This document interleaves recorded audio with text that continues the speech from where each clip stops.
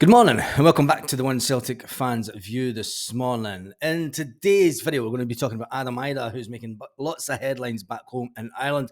We're going to talk about St Mirren wanting to extend the deal for a Celtic player, and Celtic have been dealt a defensive blow once again. And then we're going to talk about the row that's this people that are being offended by allegedly what Brendan Rodgers said. And we all know what he said, and it was all taken out of context. But some people like to be offended in this day and age. That's all I'm going to say about it just now. Anyway, Adam Idah is thriving off the pressure at Celtic as he aims to score as many goals as he can. And that's come on in the headlines coming to Ireland. The Irishman came off the bench at Fir Park on Sunday, as we all know, to net a double for the holding Scottish champions, and it is all in our hand. Adam Idah will be the man to go on and win us the league. Don't say I said it first. And Adam says he thinks the pressure of playing at Celtic brings out the best in him, and after he netted the double against Motherwell, the Irishman came off the bench. He said, the risk of falling further behind that other lot in the title race couldn't happen. On loan, Norwich striker even came to the rescue, and a well-taken double before Louis Palmer come in with another one to make sure that we cut the points back to 2. Was the little words that Callum McGregor had with Louis Palmer after scoring his goal, was it for him taking his top off, or was it, that's what you do on the pitch, never mind you're flipping pissing about, or was it just the captain saying, well done, keep it up?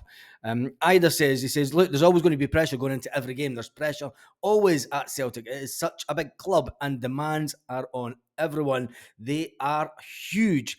I think for us players, you need pressure. You need to be tough at times. We are all experienced enough to deal with this pressure. I think I thrive off the pressure. It excites me. For a lot of players, that's what you want to play for in football. The pressure gives you a bit of a motivation. I know for me, it's when I play the best. Is he going to be the type of striker that can come on and be the new grumpy Greek who left Celtic because he wasn't getting enough game time? Can he come on and just keep on scoring goals, banging in goals until now at the end of the season? I think he could reach double figures. I said that he could get at least 7 goals for Celtic between when he came in and the end of the season. He's already on 4. I'm taking him to score over 10 goals before now and the end of the season. Tell me what you think in the comments. He says, just like Hibernian earlier this month, Idah scored a goal and came on 4 minutes into stoppage time. He said, I'm aware Celtic have a history of late goals. We actually watched clips before of the game of Matt O'Reilly scoring at Motherwell in the 96th minute. So they've been watching and they know that Celtic can go, and it is that ethos that we go to the end. Never mind, we never stop. The new one is we go to the end. We go to the end and we make sure that we try and grab as many points as we can and get as many goals. Another headline coming to Ireland for Adam Idah feeding off the pressure to perform at Celtic. The striker scored twice at the weekend, and that's coming out of the Irish News, that one. And they basically go on a similar type of story. A cracking picture of Adam Idah. Sorry, I call him Idah. It's Idah, isn't it? It's Adam Idah scoring his goal. Anyway, and it's just the same story. Right, let's get on to the defensive woe at Celtic. And apologies, I will say Idah from now on, not Idah, as Adam Idah. Celtic have been dealt a defensive blow as Big Rocky is out of the Dundee clash. Well, Rocky, you were going to be out anyway, let's be fair, because Cameron Carter-Vickers is back. Celtic will be without Rocky when it comes to the Wednesday's game for Dundee. The 23-year-old started on Sunday, the 3-1 win over Motherwell, before Brendan Rodgers replaced him with Cameron Carter-Vickers. Now, according to Scott Burns, a media man, he says the defender was unable to train on Monday and is requiring intensive treatment after the win. The report states that the player will miss the midweek game against the Dundee team. That's an interesting one. I wonder what happens to him. Celtic manager will need to decide whether to bring in Carter-Vickers from the start. Of course they will. Or, where was Stephen Welsh at the weekend? But then you still got Gustav Lagerbielke kicking around in the background. That guy must be absolutely gutted as a player. I really feel sorry for Gustav because he was told he was surplus to requirements at Celtic. He thought he'd got his big move to an Italian club, and he's like, yeah, I'm going to live the dream. It's like, I've always wanted to play in Italy. It's always been a goal. You know, there's a lot of players from his country go and play in Italy. And now he's not even getting on the bench for Celtic, which is absolutely terrible decision by Celtic not to let him go. But it is what it is. We do have Cameron Carter-Vickers back. He managed to come through the second half of the game, not too bad. Celtic have struggled with injuries this season. It's been really weird. It's a bit like Ange Postecoglou's first season when there was a lot of hamstring injuries, although we don't seem to be getting an ideal run of players that are fit, in a settled squad. Anyway, the fact that he is out for the game, it means that there will be changes in the starting lineup. Look, you know what's going to happen. The big man's going to come back and walk straight back into the team. It's as simple as that. Cameron Carter-Vickers is fit, and he is that man who gives us the stability at the back. So tell me what you think about that in the comments. Tell me what you think about Adam Idah. And do you think that he will go on to score 10 goals? I did say it would be 3-0 at the weekend. It was 3-1, but then coming up to the 85th minute, you're thinking, not a chance. Are we going to win this game? But Celtic did turn that around, and I think it's been a big turning point in the mentality of the players, and the fact that the players that watched a game before the Motherwell game, they watched a game with Matt O'Reilly scoring in the 96th minute. They know that they have to keep on pushing. This dropping off. And I think that's what Brendan Rodgers has been trying to instill into them. When it's 1-1, there's 20 minutes to go, they're like, oh, fuck it, it's going to end up 1-1. And that's okay at another club. But they have to show them videos. And I'm glad Celtic are doing that. Fucking motivating these players. Motivating them. Saying, you have to keep going right to the end. Right to the end. You can't, never mind you never stop. It's like never mind we never stop or whatever. It's like we never give up. It's keep going. That's the Celtic way. It might have been penned by Ange Postecoglou, but you look back a lot of years over Celtic, and the amount of late goals that Celtic have scored is phenomenal. Anyway, one player that has left Celtic in the last window, and by all accounts, he's actually running the show at the team that he's at just now. St Mirren have open discussions, it's been alleged, to land the Celtic midfielder Kwon on an extended loan deal. St Mirren have open discussions with Celtic to extend the loan deal for Kwon. The midfielder has impressed the Paisley side after making the move on loan until the end of the season. But Stephen Robinson, hopeful Kwon can remain at St Mirren beyond this summer. He's somebody that we would really like to keep. He says, we're speaking to Celtic about it. Perhaps we can keep him for another season with ourselves. We'd be very keen to do that. He isn't our player, but he'll be, he isn't our player. He has had a massive influence since he's came to the club, and it's all about him getting game time. Like, he's not going to get in front of Matt O'Reilly. He's not going to get in front of Rio Hatate. He's not going to get in front of Callum McGregor.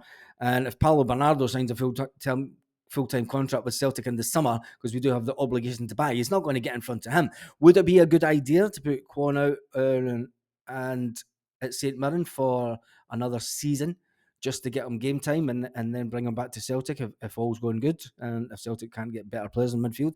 You never know. He came to the country and hasn't played a lot of football, and he's getting used to the Scottish football, the long throws, long balls, etc. He's not used to it. And the physicality of the game, he's getting used to that also. But he has that bit of quality and composure. As we went on to say, it's something that we've been keen to get done. If it's possible, we would like to get it done. So tell me what you think about that. Would Kwon be a good fit to stay there? He's an Ange Postecoglou signing that, let's face it, didn't really make it at Celtic because there was a lot of people in front of him. Now, to the foray, the hurrah, the nonsense, the comment by Brendan Rodgers at the end of an interview, his post-match interview with Jane Lewis, has made headlines, and it's a bit of nothing, isn't it? And I'm going to tell you, there's a story went out this morning about Archie. It's a rerun of an Archie McPherson. You remember Archie? Wolf, Celtic. He was the only Celtic man at the BBC for a lot of time, and he talked about being hypersensitive about the deliberate agendas when he joined the BBC. He says he joined in the 1960s, and you would have been forgiven to thinking it was 1690 when he joined. And I'm going to tell you a little story, so make sure you listen to this to the end. I'm going to tell you about my anti-Catholic run-ins in business back in Scotland. I'll tell you about that in a minute. Anyway, he is adamant. He said he joined the BBC more than 4 decades ago. He found himself in a department of anti-Catholic and anti-Celtic ethos. He had to fight against it successfully, I had to claim. As Jock Stein became a regular associate of mine, and when he was an analyst, when previously he would have not been seen dead inside Queen Margaret Drive. It was not done to. He was not done to a favourite at Celtic Park. He says, but the other side of the city just hated him. He says it was a right battle to take that on for the sake of integrity. For the sake of integrity in the BBC, he made sure that Celtic got their side of the story across, which is an interesting one because is Scotland anti-Catholic and anti-Celtic? Of course it is. Of course it is. It is so anti-Catholic, it's unbelievable. And I'll give you my experience of it.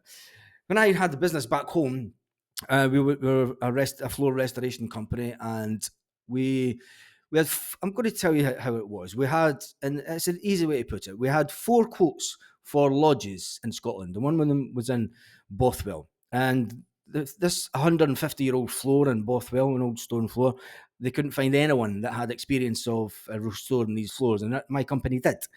And I also had 4 quotations for mosques for the maintenance of the carpets in mosques. And guess which one I got the yearly contracts for? Guess which one? I bet you can guess. And it wouldn't have been the fucking lodges anyway.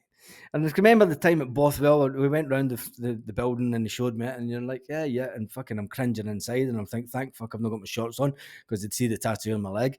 And it comes to the end, and there's a painter painting, and he's fucking giving me all sorts of evil eyes. And it came to the handshake at the end.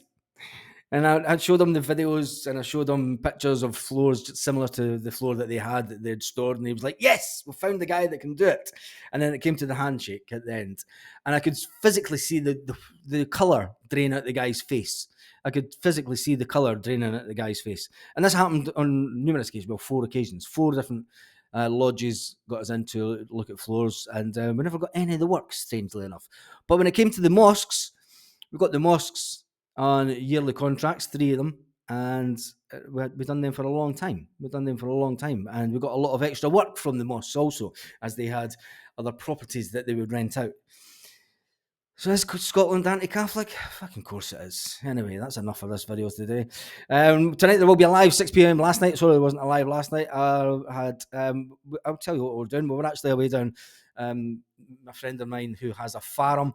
We were taking some veg down to some homeless in a town near to us. They do have a gas barbecue and stuff, and they have a means of cooking.